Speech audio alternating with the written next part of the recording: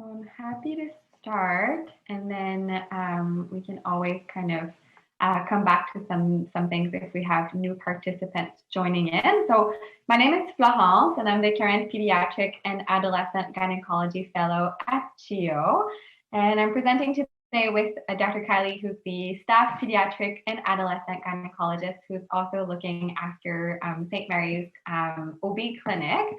So today we just thought we would kind of brief people over the services that are offered at St. Mary's and let people know that St. Mary's OB clinic is now open as of last week. So we'll be looking over adolescent pregnant teens, and the clinic is really open every other week. So for now, we still have a bit of a part-time opening just because as we're dealing with the pandemic as everybody else, but hopefully in the coming weeks or months, we'll be able to offer the clinic every week. But this is St. Mary's home. So this is basically where the clinic is located in the neighborhood of Vanier. And I thought it would be kind of nice to look at the services that are offered by St. Mary's Home. It's a residential and shelter program for young homeless women of Eastern Ontario as well as their infant. So it has both a school building as well as a residence that can accommodate up to 15 homeless young women and up to 15 newborn infants at the time. So throughout a year, for example, the residence is going to assist about 70 young women and their infants.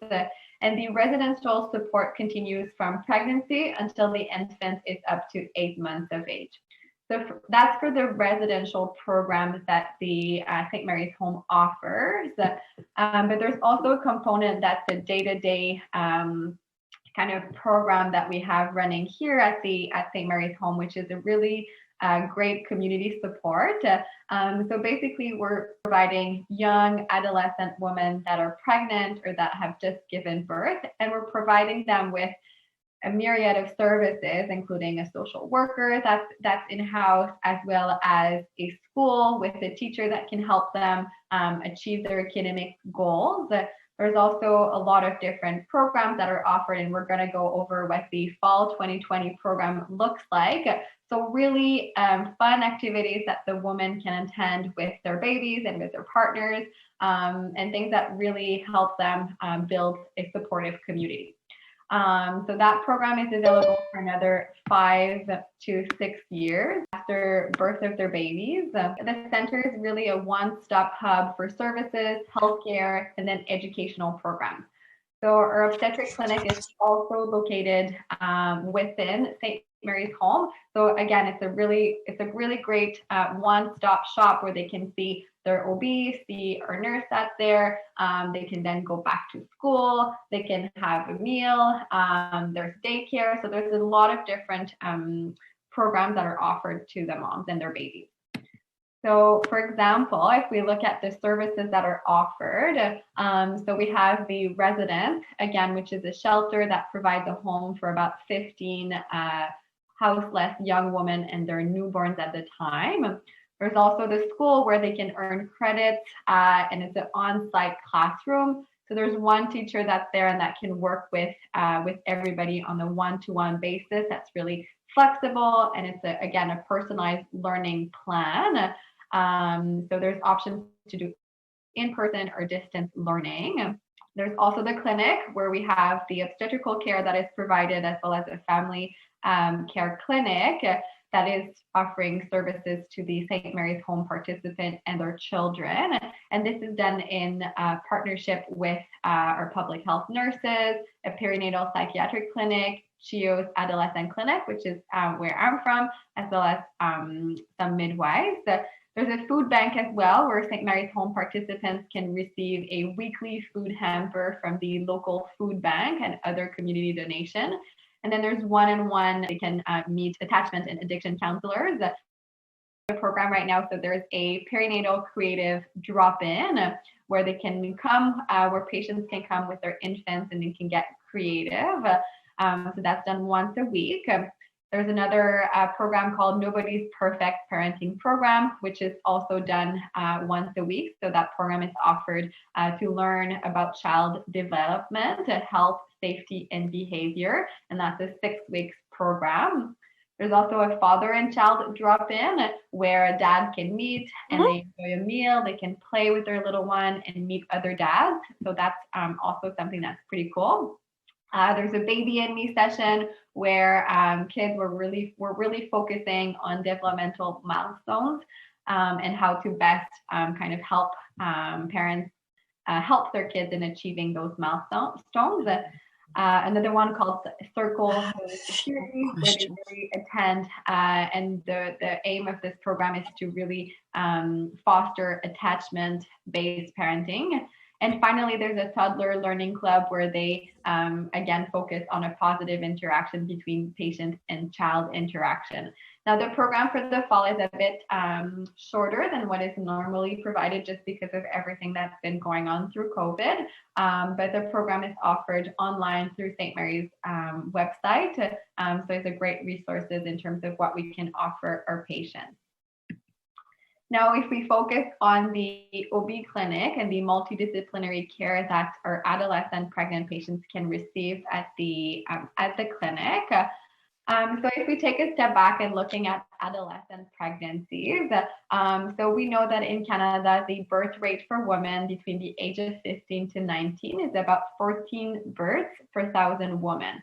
So about 16,000 babies were born to women that were under the age of 20, and that is data from 2009. If we look at adolescent pregnancy, so we know that worldwide that they are known to have higher maternal, obstetrical, and neonatal risks. And women that are less than 15 have higher risk compared to adolescents that are age 16 and above. And because of that, it's really important for us that adolescent pregnancy should be managed as a high-risk pregnancy in a high-risk program that can really accommodate their unit risks as well as concerns. So offering them really that one-stop shop that they need to assess and to manage those high-risk pregnancies. Again, if we're looking at adolescents and their risks during pregnancy, so we know that teens have significantly lower attendance of prenatal classes and first trimester antenatal visits than adult women. And we know that the reasons for delaying care are multifactorial. And here we've listed a few. So one of them could be the lack of knowledge about the importance of prenatal care and the lack of understanding of the consequences of its absence. They can be victims of violence. There can also be a desire to hide pregnancy or a fear of potential apprehension of the baby. Could be contemplation of abortion services, concern about the lack of privacy or judgmental attitudes from healthcare providers or adults, and that's something that we hear often in our clinic. And finally, financial barriers, whether it's just as simple as taking a bus or a taxi or having the means to actually physically come to their antenatal clinics. If we look at the multidisciplinary obstetrical care, so this was actually a cohort study that was done a few years back using a cohort of women which had multidisciplinary obstetrical care, and part of it was done at St. Mary's. And we saw that multidisciplinary adolescent focused prenatal care actually leads to better outcomes than standard prenatal care in adolescents.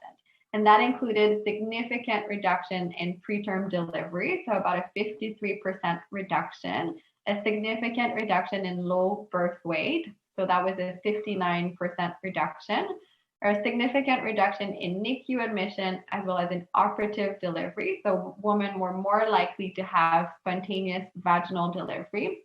And finally, there were major cost savings related to infant and pediatric health, especially if we're considering a significant decrease in the preterm birth as well as in the low birth weight population.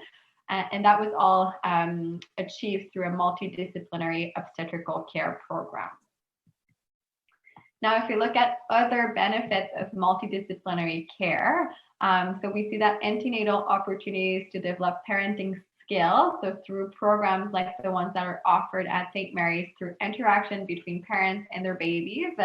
And when we look at those opportunities and how they can really carry over to the postpartum period, we see that yes, it improves the birth outcome, but it also increases maternal school attendance and also reduces rapid repeat pregnancy rates.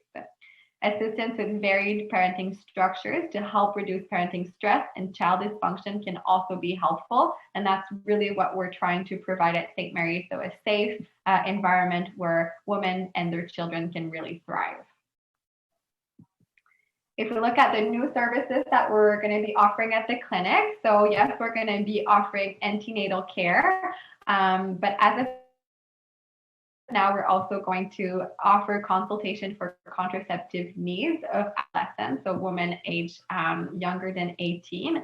And that includes the insertion of intrauterine devices that we will be able to do in the clinic. And we're also going to be available to assess and offer STI screening to teenagers as well at the clinic. So we're very excited about this newly offered services at the clinic. And finally, I just wanted to leave you with our contact information. So this is the address of St. Mary's Home. If there's more questions that I haven't addressed today, feel free to email myself or Dr. Kylie. And this is the website where they really go over all the services that they offer at St. Mary's Home. And finally, fax can be referred to this phone number. I was just going to ask, if there's more questions that I can answer. If people have burning questions of what we do at St. Mary's, we're more than happy to answer them.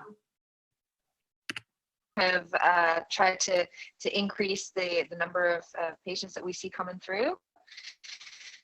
So please pass it along, and hopefully we can. We've recorded the presentation so we could get this out there as well. And yeah, with respect to contraception, if any anybody needs to be getting quickly, we can get them in quite quickly for IUDs and such if it's an urgent situation. So yeah, important to know that. Please feel free to email me if there's any, questions or concerns. And we're looking forward to having St. Mary's open up again and available to our young adolescent pregnant moms. Thank you so much for all the work that you do. It's so amazing.